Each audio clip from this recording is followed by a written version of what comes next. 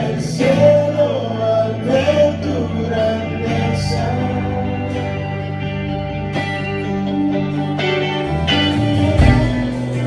Reinos y reyes se asombran de ti.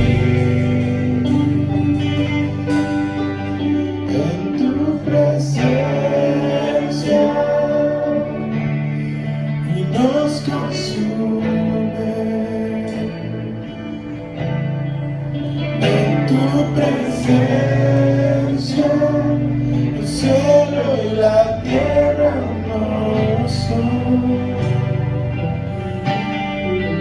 En tu presencia el nuevo soy.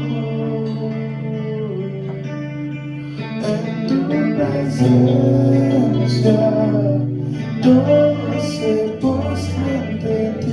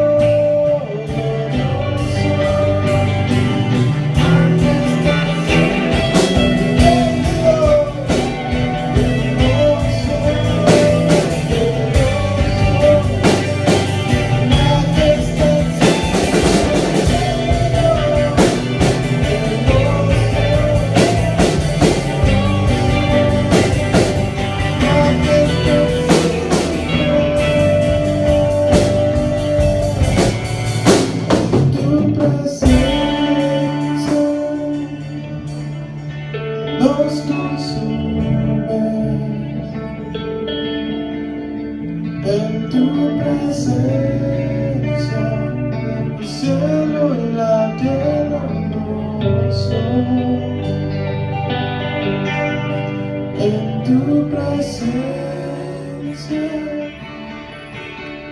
renuevas todo. En tu presencia, todo se posee de ti.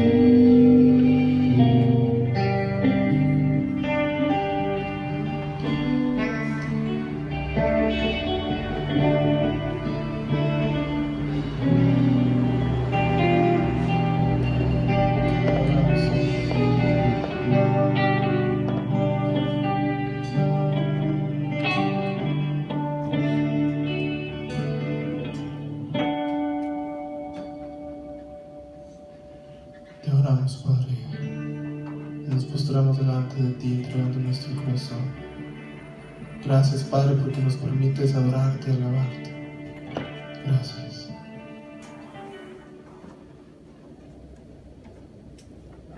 Ahora quiero pedirle a Luis que pase a orar por las ofrendas.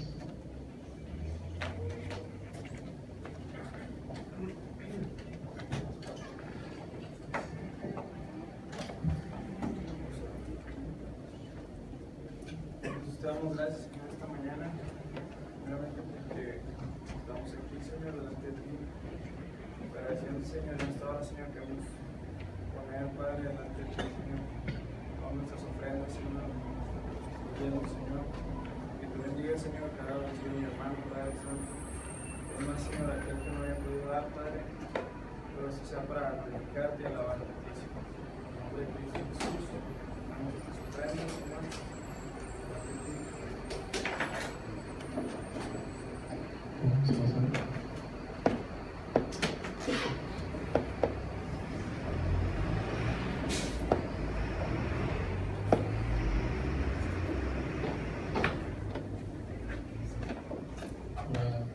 Quiero dar lugar a la persona que va a orar por las naciones.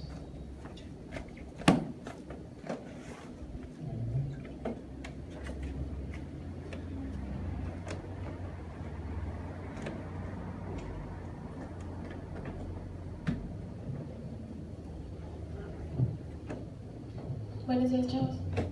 Ahora, en este día vamos a hablar por los boogies. Suena un poco extraño el nombre, pero así se llaman. Viven en países donde ellos habitan es en Indonesia, Malasia y Singapur. El estilo de vida de estas personas es la mayoría de ellos se ganan la vida cazando, pescando, sembrando, criando ganado, elaborando artesanías. Dos de los valores culturales más importantes para ellos se llama Siri, es honor personal, y Siri Pese es honor comunal. Cada uno debe defender, mantener y construir su propio Siri, dando que el Islam refuerza este concepto del Siri. Piensan que de la misma forma deben ser para cualquier persona. El Siri es tan básico para ellos que forma parte de su propia identidad como musulmanes. Su religión son tan famosos por su ferviente apego al Islam sunita. Sin embargo, muchos de ellos todavía están muy apegados a su sistema tradicional de creencias animistas. El motivo de la oración es para que haya misioneros quienes puedan plantar iglesias fuertes y que alcancen al resto del mundo. Le voy a estar pidiendo a Carlita para que esté orando por los monjes.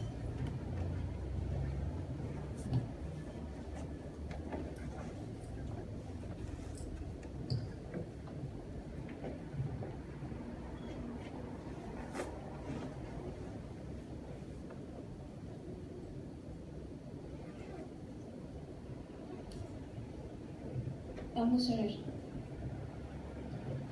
Gracias, Señor, por este día que tú nos concedes vida y salud. En esta hora, Señor, te ponemos en tus manos a los boogies, Señor. Te pedimos, Señor, que tú envíes misioneros, Señor, para que hablen, Señor, de ti a ellos, Señor, para que puedan plantar iglesias, Señor, y para que tu reino sea extendido, Señor. Te pedimos, Señor, que también abras los oídos de los boogies, Señor, para que ellos escuchen de ti, Señor, y te puedan aceptar como su Señor y su Salvador, Señor. Y obra, Señor, en sus corazones, Señor. Esto te lo pedimos y te damos Gracias en el nombre de Cristo Jesús. Amén.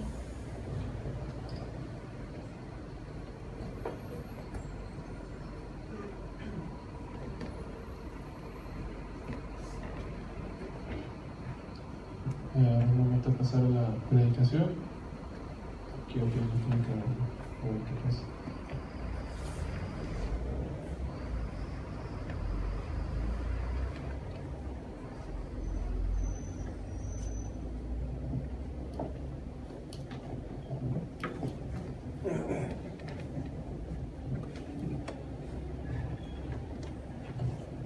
Así como estamos en nuestros lugares, vamos a inclinar nuestro rostro y dirigirnos a Dios en oración. Señor, gracias te damos por una oportunidad más de poder meditar a la luz de tu palabra, la Escritura y la máxima revelación que ha sido dada a nuestra vida después de Jesucristo. Y te pedimos, Señor, que por medio de ella podamos verdaderamente crecer y madurar aún más en ti, sabiendo que es únicamente fundamentados en la piedra angular que es Cristo Jesús, en donde podremos y en quien podremos nosotros sustentarnos a la luz de nuestro caminar delante de ti. Bendícenos, guárdanos y que podamos verdaderamente abrir nuestros ojos, que sea la verdad a la luz de ella, para que pueda mantenernos en aquella libertad y justicia que tú mismo expresas que es posible alcanzar por medio de ella. Te lo pedimos por Cristo Jesús, Señor nuestro. Amén. Quiero pedirles que podamos abrir nuestras Biblias en la primera epístola del apóstol Pedro, capítulo 1, y daremos lectura de los versículos 3 al versículo 9. Primera de Pedro, capítulo 1, y daremos lectura, o estaremos estudiando, reflexionando en este tiempo, del versículo 3 al versículo 9. Antes de entrar directamente con el texto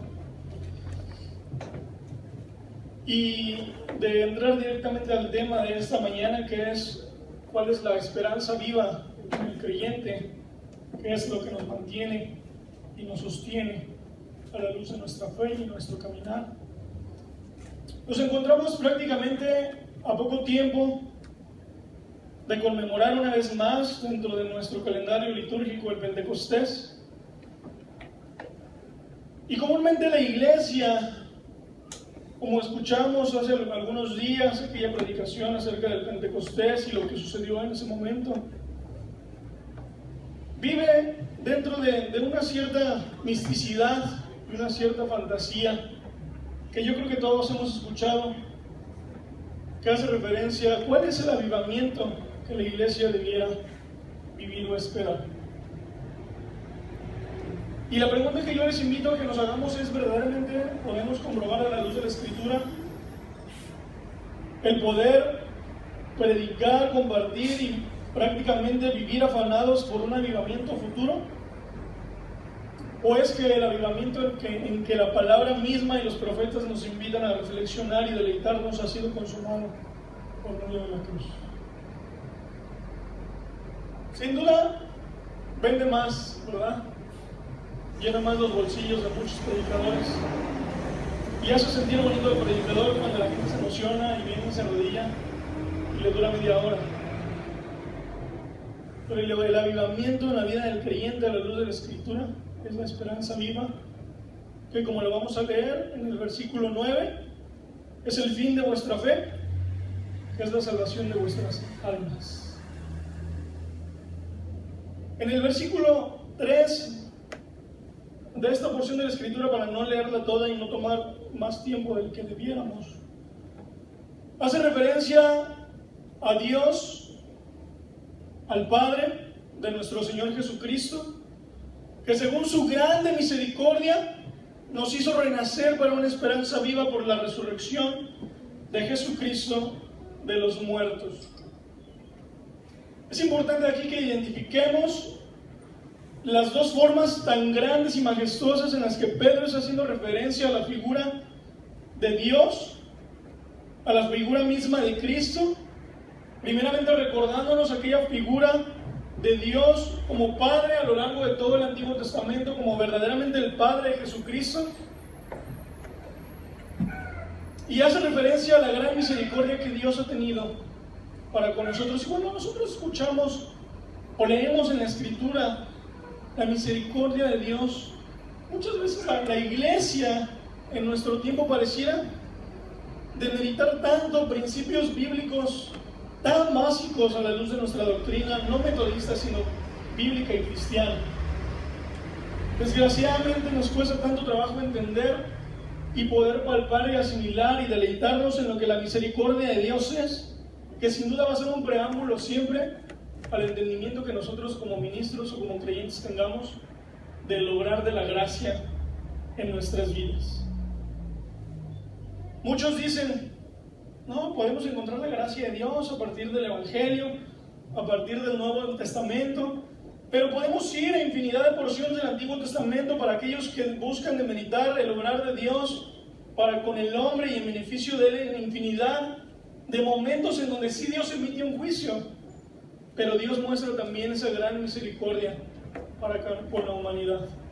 Quisiera que me acompañaran como un paréntesis y una explicación de ello al primer capítulo del profeta Oseas.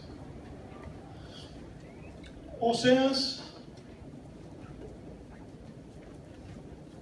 capítulo 1. Y sin duda, si hemos leído al profeta, podemos recordar todo el caminar por el que Dios lleva, ¿verdad?, al profeta. Le invita a tomar a una mujer, la cual ha de ser infiel para con él en su relación como pareja. En los primeros versículos hace referencia de que tendrá hijos que quizás ni siquiera serán de él. Pero en un estudio reciente, durante estos días que hice a lo largo de este profeta, a pesar de la dureza de las formas en las que Dios obra a través de él para confrontar al pueblo, incluso atreviéndome a decir, pareciera ser que tuviéramos un Dios cambiante en opinión, pero no es que Dios cambie en su opinión, sino que Dios se muestra a sí mismo como el Dios justo que es, quien ha de obrar a la luz de la condición del pueblo que es el pecado, pero al mismo tiempo la parte consiguiente siempre es el mostrar como parte del atributo mismo de Dios su misericordia para con su creación. Oseas tiene 3 hijos con Gomer, y el significado de los nombres de estos hijos que Dios le pide que tenga es esencial para el entendimiento del libro del profeta. El primero de ellos es Jezreel, que ha de significar en una traducción literal, si así queremos verlo, como el ser esparcidos. Es decir, Dios está comunicando al pueblo por medio de este primer hijo que el pueblo de Dios habría de ser esparcido. El siguiente de ellos es Lo-ruhama, que significa en una traducción literal no compadecida. Dios está expresando al pueblo que por su juicio es que nadie se compadecerá del mismo pueblo a causa de su condición. Y el tercer nombre lo encontramos en el 1.9, que es Lo-amí, y que significa no pueblo mío, es decir, una negación de que el pueblo seguirá caminando con la protección divina de Dios. El yo soy que había sido revelado a Moisés, el yo soy que había cumplido sus promesas hasta entonces, desde Abraham, les dice: ya no seré su Dios y ya no será mi pueblo. Y qué fuerte suena hasta este momento, ¿verdad? Y tal pareciera ser que en el caminar de nuestra iglesia nos quedamos en el momento de la predicación, la exhortación y en el acompañar a los creyentes que desde hoy estamos pastoreando, nos quedamos hasta ahí.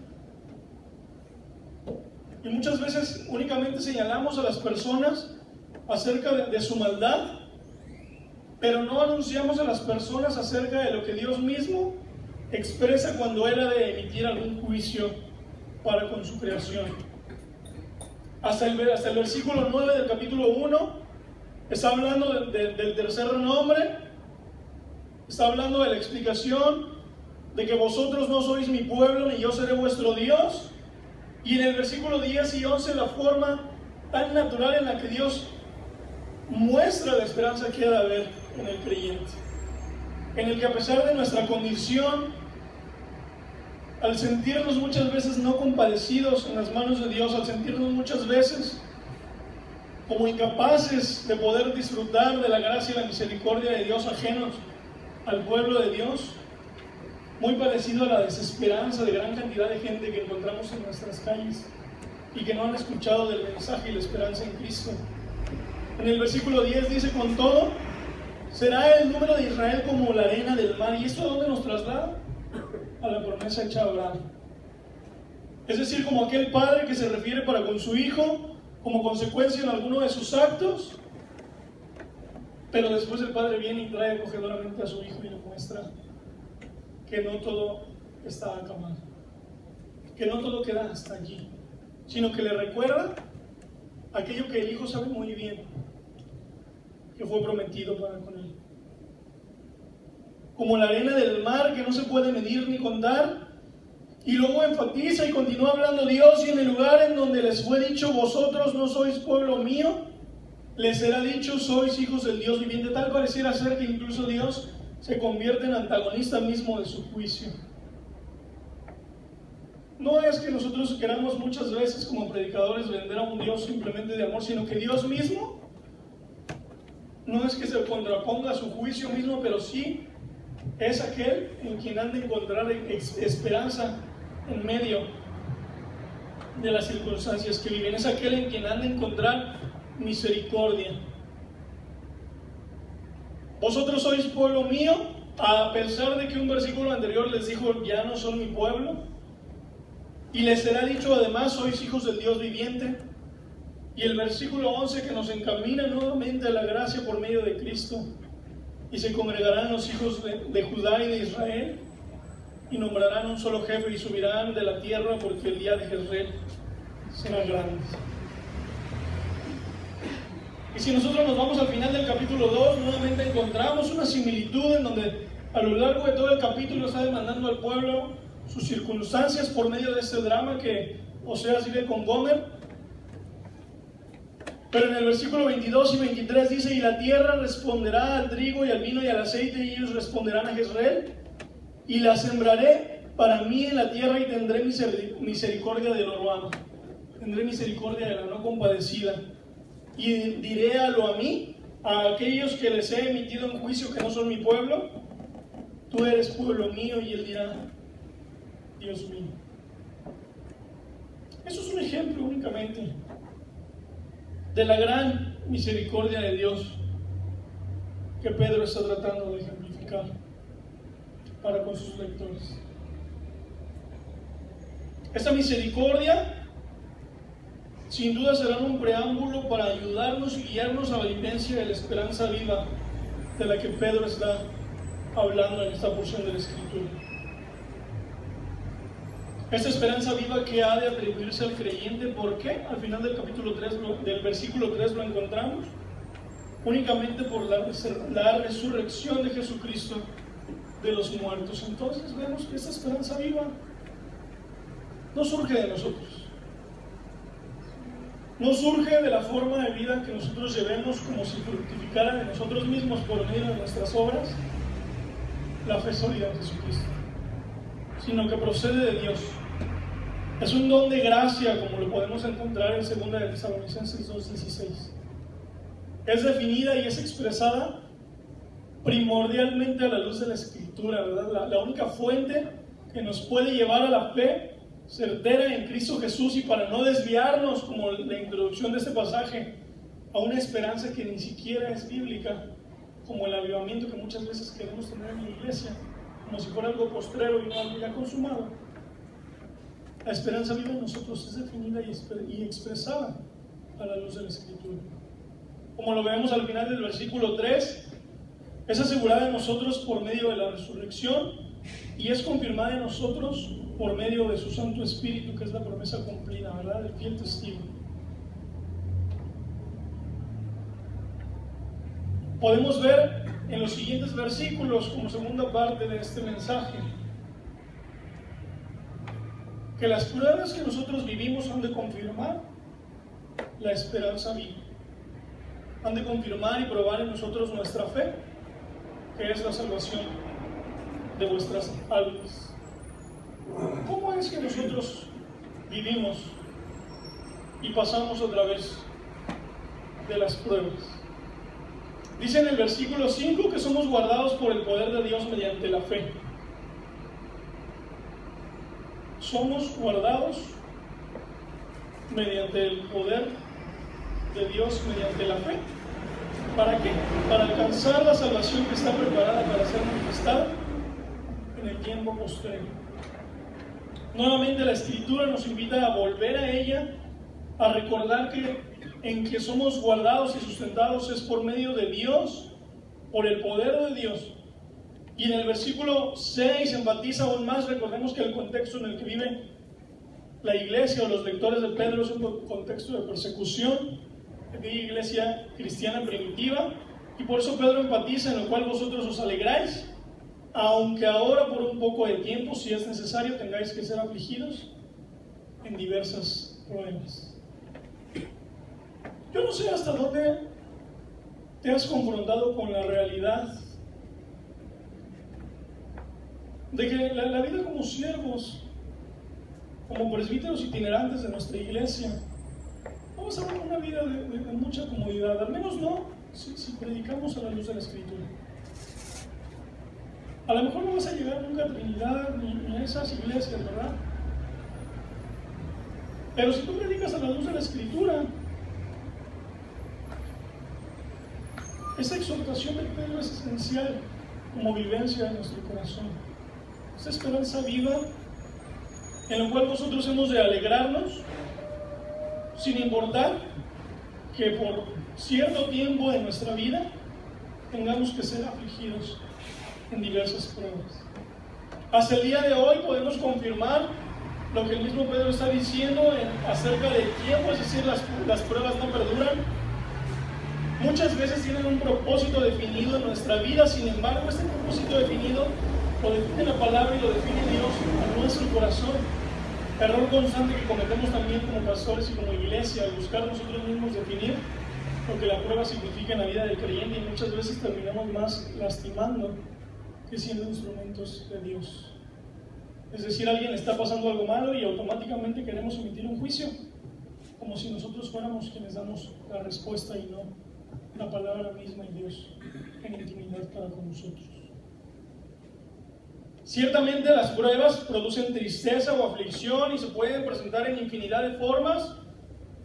Sin embargo, Pedro aquí está enfatizando que no deberían reducir el gozo del creyente, sino que confirman en nosotros la realidad de la fe. El que nosotros podamos ser aprobados y no dejar de confiar en nuestro Señor, seguros de que tenemos una fe genuina, la fe viva que describe Santiago también, ¿verdad? ¿En la esperanza de qué?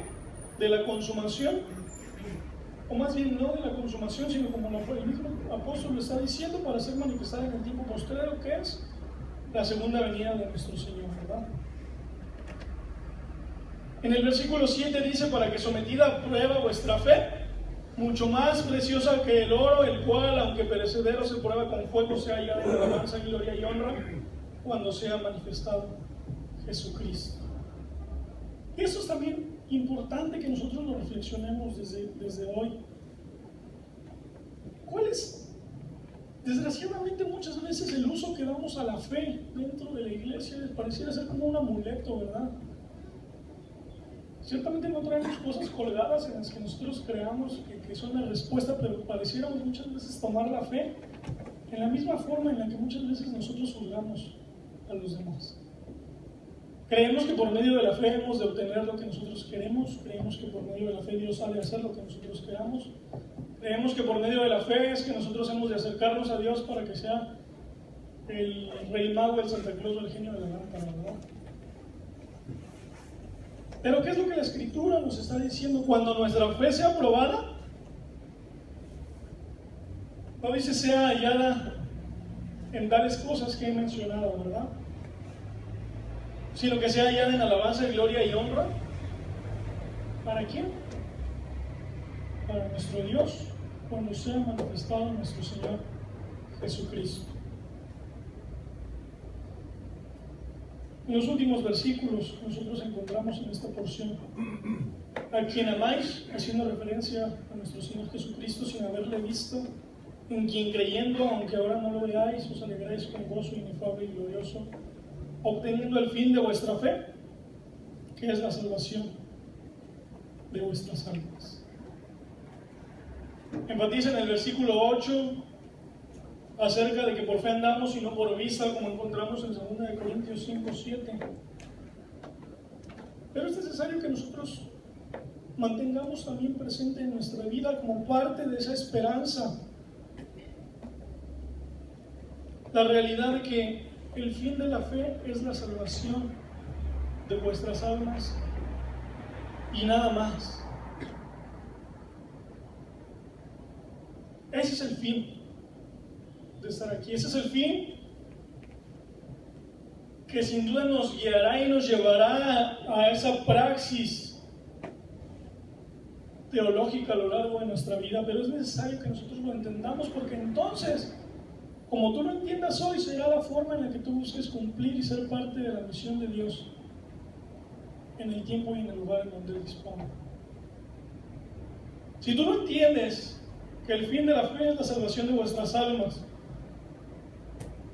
que verdaderamente la transformación y el nuevo nacimiento que el mismo Pedro está haciendo referencia aquí, y que podemos profundizar demasiado en él a la luz de la enseñanza de Jesucristo, si no entendemos esas cosas o esos términos tan básicos a la luz del caminar de la iglesia, por eso es que en nuestro contexto y en nuestro tiempo tantas predicaciones y tantas enseñanzas pareciera ser que alejan más al creyente de la palabra que el acercarlo al conocimiento de nuestro Señor. No va a ser el fin de vuestra fe como un preámbulo, como un inicio el buscar portarnos bien o el hacer buenas obras, como pareciera ser que hoy lo enseñamos, ¿verdad? Qué bueno eres, te vas a ir al cielo. Sino que la consecuencia de la fe sin duda lleva una transformación de la palabra a nuestros corazones y nos lleva a ser transformados quizás en nuestros pensamientos, en nuestras acciones, en nuestro corazón. Pero es ahí en donde recordamos que no parte de nosotros, que no es que de nosotros surja la esperanza viva, que no es que de nosotros mismos, por lo que hagamos o dejemos de hacer, encontremos la respuesta que nuestra alma y nuestros corazones necesitan, sino que es por medio de Cristo Jesús, siendo aprobados victoriosamente a la luz de vuestra fe. Quiero pedirles que inclinemos nuestro rostro, podamos dirigirnos a Dios en oración y que podamos dar gracias a Dios por la esperanza viva que sin duda estoy seguro que hay en muchos de nosotros. La esperanza viva que ha de sustentarse y fundamentarse solo en Él. La esperanza viva que no lo anhela como un avivamiento postrero, sino como una obra consumada, a la que el creyente tiene la oportunidad de disfrutar y deleitarse en Él, en el entendimiento de su misericordia, de su gracia, de su amor, del obrar de Dios para con nuestras vidas. Para entonces ser aquellos que podamos ir y podamos compartir un mensaje íntegro a la luz de la Escritura. Señor, gracias te damos, porque tú eres bueno y tú eres fiel para con nosotros. Porque sabemos, Señor, que a la luz de la palabra es en donde hemos de encontrar las respuestas que satisfagan primeramente nuestra vida, nuestro corazón, no como un anhelo primordialmente nuestro o consecuencia de algo que nosotros hagamos, sino que tú fuiste el que nos ha amado primero. Tú fuiste el que ha consumado la obra por medio de Cristo, porque así tú lo has dispuesto. Y nos resta a nosotros simplemente corresponder en amor, en el compartir de gracia como hemos recibido, en el verdaderamente fundamentarnos en la piedra angular que es Cristo Jesús, formar parte del cuerpo en donde ninguno es indispensable o tan trascendente como muchas veces nosotros mismos nos engañamos y pareciéramos o querramos serlo, sino que la única trascendencia que hay en el cuerpo es por medio de la cabeza, que es Cristo Jesús. Y en nosotros surge el entendimiento del Evangelio, que es completamente contracultura en nuestro tiempo, en donde los últimos serán los primeros, en donde el que sirva es el que ha de ser exaltado, en donde verdaderamente aprendamos y velemos por el negarnos a nosotros mismos, para que seamos hallados en alabanza, en gloria y honra para contigo a la luz de nuestra fe, siendo entonces fieles seguidores tuyos y haya convicción en nuestro corazón de salvación de nuestras almas.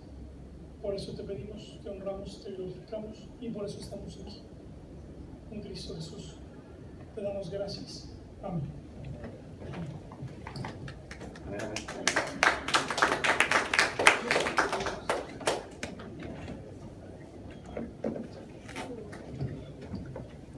¿Alguien tiene alguna aviso?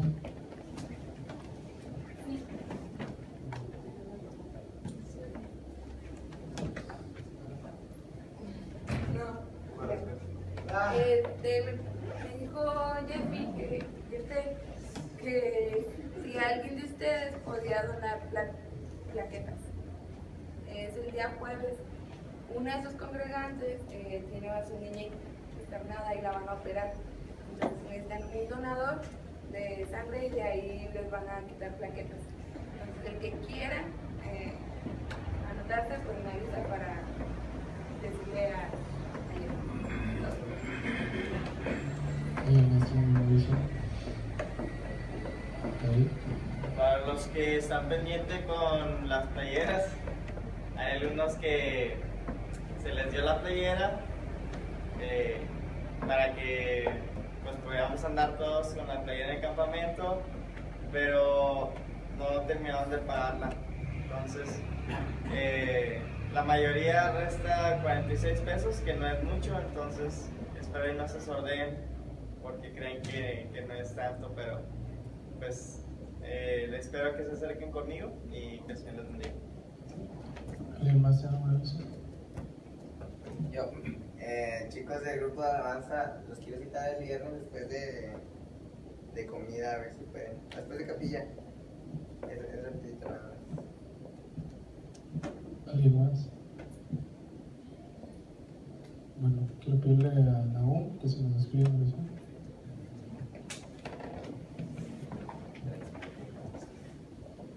Vamos a orar. Si no, Señor, te agradecemos este tiempo de meditación, de alabanza a ti. Te adoramos, te exaltamos porque solamente tú mereces recibir honra y gloria. Y en ese mismo sentir te pedimos que nos acompañes en nuestras actividades del día y que bendigas a cada uno de mis compañeros, así como al capellán y a los demás directivos del seminario. Te alabamos y en el nombre de tu Hijo nuestro Espíritu.